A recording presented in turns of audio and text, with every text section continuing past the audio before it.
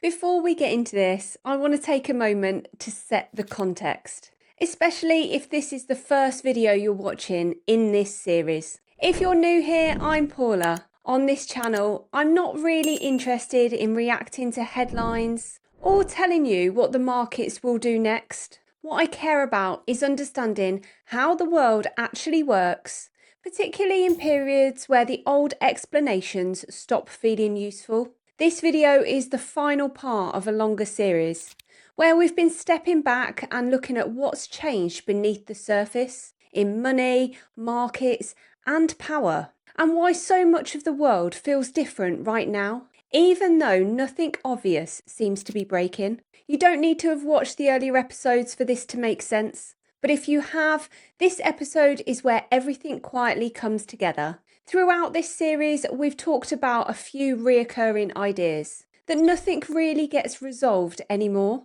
Problems are managed rather than reset, that money stops being neutral once systems start managing limits, and that the form money takes begins to matter, that liquidity, not headlines, often drives volatility. All of that points towards something deeper, because once a system behaves this way for long enough, it starts to shape behaviour. And every system, whether it's economic, political, or social, rewards certain behaviours and quietly punishes others, not deliberately, structurally. One of the first things this environment rewards is patience. Not passive patience, but the ability to sit with uncertainty without needing constant resolution. In a world where resets are rare and outcomes take longer to emerge, impatience becomes expensive. People who need immediate clarity tend to chase narratives.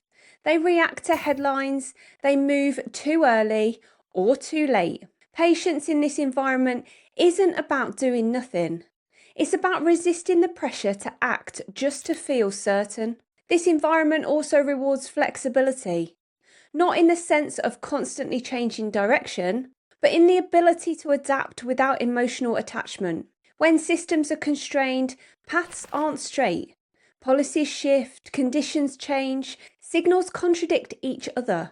Rigid thinking struggles here, not because it's wrong, but because it assumes the system will resolve itself quickly. Flexibility allows people to adjust without feeling destabilised every time something changes. Another thing this era rewards is context over conviction. Some strong opinions feel comforting when things are simple, but when the world is shaped by trade-offs and limits, certainty becomes fragile. Context matters more than confidence. Understanding why something is happening often matters more than being right about what happens next. This is why so many loud voices feel unsatisfying right now. They offer conviction where the system offers complexity. At the same time, this environment quietly punishes overconfidence. Not immediately, not dramatically, but over time. Systems that don't reset quickly tend to expose leverage slowly. People who assume clarity where there isn't any tend to overextend, emotionally, financially, or intellectually. And where the pressure finally shows up, it doesn't announce itself.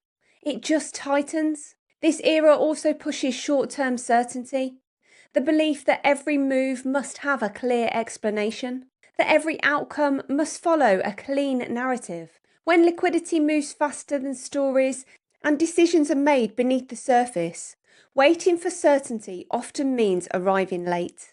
That doesn't mean guessing. It means accepting that not everything meaningful is visible in real time. Another thing this environment rewards is systems thinking, seeing connections instead of isolated events. Understanding that markets, money, geopolitics, and behaviour aren't separate conversations.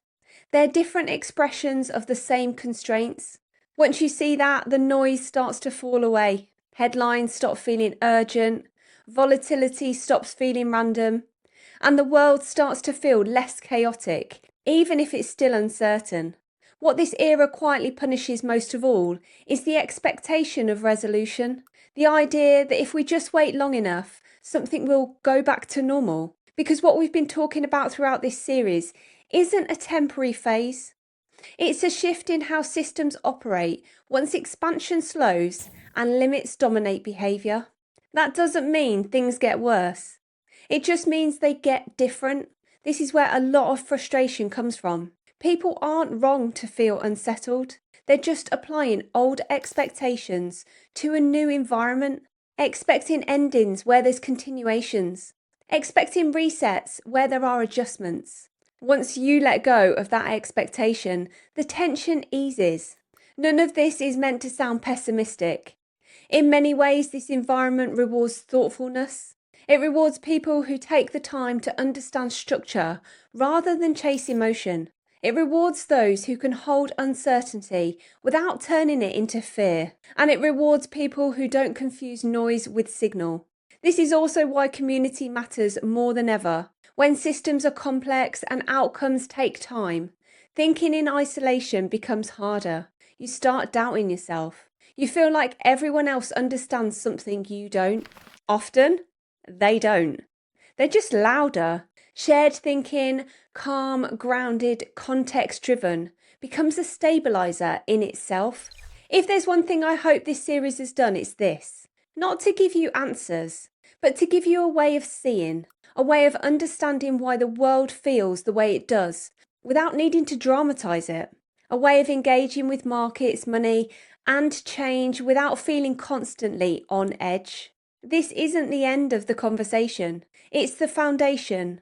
Everything we talk about on this channel, markets, crypto, macro, strategy, sits on the top of this understanding. Because once you see the environment clearly, decisions stop feeling reactive. They become intentional. So before I finish, I just want to say something quickly. If this series has resonated with you, make sure you're subscribed. This channel is built around this kind of thinking, slow, contextual, and grounded, rather than a reaction and hype. And if you found this useful, a like genuinely helps people find content like this. Now, understanding the world is one thing, knowing how to operate inside it is another. That's why we've put together a completely free course. It's called the Crypto Liftoff course, and it's where we break down the frameworks and strategies we use to navigate both bull markets and bear markets without chasing headlines or emotion. The link is in the description below. And finally, if you've ever felt like you're trying to make sense of this all on your own, it's exactly why we built the Crypto Wolfpack. It's a place where people can think through markets and macro together, calmly, intelligently, and without the noise. Take your time with this series. Thank you so much for watching, and I'll see you in the next one.